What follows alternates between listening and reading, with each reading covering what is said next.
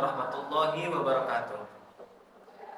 Alhamdulillahirabbil alamin wa bihi nasta'in wa ala umuri dunya waddin wassalatu wassalamu ala asyrafil anbiya'i wal mursalin wa ala alihi wa sahbihi ajmain, amma ba'd. A'udzu billahi minasyaitonir rajim. Bismillahirrahmanirrahim. Ya ayyuhalladzina amanu kutiba 'alaikumus syiyamu kama kutiba 'alal ladzina min qablikum la'allakum tattaqun. Shadaqallahul azim wa shadaqa rasuluhun nabiyul karim wa nahnu 'ala dzalika minasyahidin wasyakirin. Amin amin ya rabbal alamin. Amma ba'd.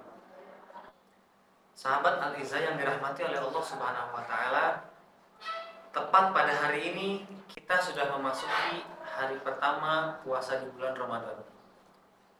Dengan itu kita harus mampu menahan lapar dan haus. Karena di bulan puasa kita hendaknya meninggalkan makan dan minum di siang hari. Begitu juga meninggalkan emosi dan marah jika terdapat kemarahan dalam diri kita. Sahabat Al-Izzah, ibadah puasa memiliki keistimewaan tersendiri di antara ibadah-ibadah yang lainnya. Seperti yang disabdakan oleh Rasulullah SAW, kullu amal ibni adam yudha'af. Setiap amal baik perbuatan keturunan Adam itu akan dilipat gandakan. Al hasanatu asyru amsalihha ila sab'ati mi'atin dhifin. Jadi setiap satu kebaikan akan dilipat gandakan menjadi 10 kebaikan hingga 700 kebaikan. Kalau Allah Azza wa Jalla, kemudian Allah berkata dalam hadis qudsi yang disampaikan oleh Rasulullah, illa shauma, kecuali berpuasa. Fa innahu li wa ana ajzi bihi. Maka sesungguhnya puasa itu adalah milikku dan aku yang akan melipat gandakannya. Yada'u syahwatahu wa ta'amahu min ajli. Jadi dia menahan syahwatnya dan menahan laparnya itu hanya karena aku. Seperti itu. Dalam hadis tersebut disebutkan bahwasanya puasa itu milik Allah. Sedangkan pada hakikatnya kita tahu segala bentuk amal perbuatan baik itu semuanya milik Allah. Tapi kenapa di sini disebutkan bahwasanya hanya puasa yang milik Allah? Imam Nawawi menjelaskan dalam kitabnya Syarah Sahih Muslim, menjelaskan bahwasanya kenapa puasa itu disebut sebagai milik Allah. Karena ibadah puasa adalah ibadah satu-satunya yang jauh dari kata riya. Mengapa begitu? Karena ketika kita berpuasa, kita tidak bisa menampakkan ibadah kita. Ibadah berpuasa kita itu tidak nampak dan tidak bisa ditampakkan.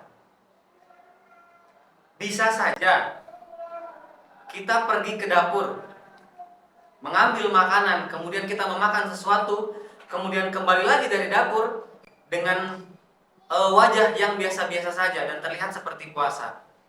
Tapi mengapa kita tidak melakukannya? Karena kita berpuasa hanya karena Allah semata.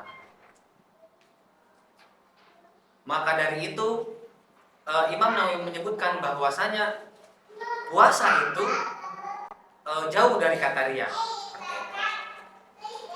Kemudian disebutkan tadi bahwasanya ibadah yang dilakukan oleh keturunan Nabi Adam akan dilipat gandakan, mulai dari 10 kali lipat hingga 700 kali lipat.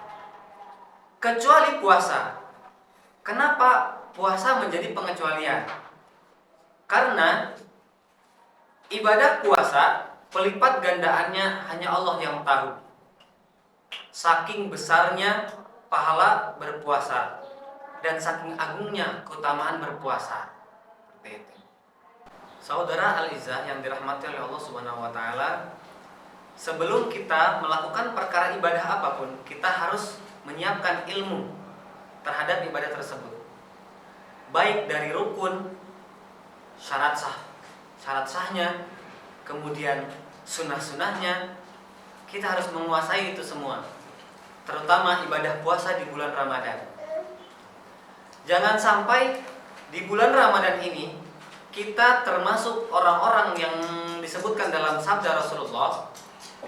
Qala Rasulullah sallallahu alaihi wasallam, "Rubba qa'imin laisa lahu min qiyamihi illa sahar." Betapa banyak orang yang menghidupkan malamnya dengan ibadah, akan tetapi ia tidak mendapatkan secuil pun kebaikan dari ibadah tersebut, kecuali hanya begadang pada malam itu. Warubba shaimin laisa lahu min siyamihi illal ju'i wal atash. Betapa banyak orang yang berpuasa, akan tetapi ia tidak mendapatkan sedikit pun dari puasa yang ia jalankan, kecuali hanya lapar dan haus.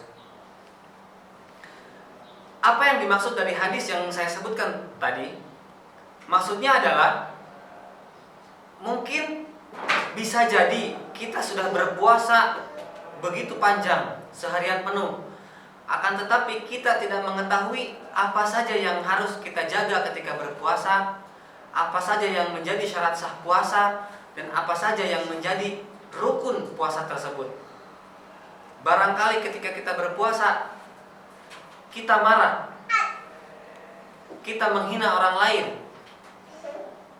puasa tersebut mungkin sah-sah saja, akan tetapi kita tidak mendapat pahala sedikit pun dari puasa tersebut.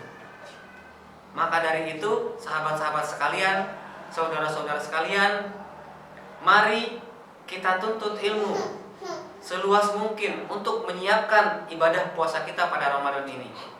Aqulu qouli hadza, astaghfirullah li wa lakum wastaghfiruh, innahu huwal ghafurur rahim. Terima kasih. Wassalamualaikum warahmatullahi wabarakatuh.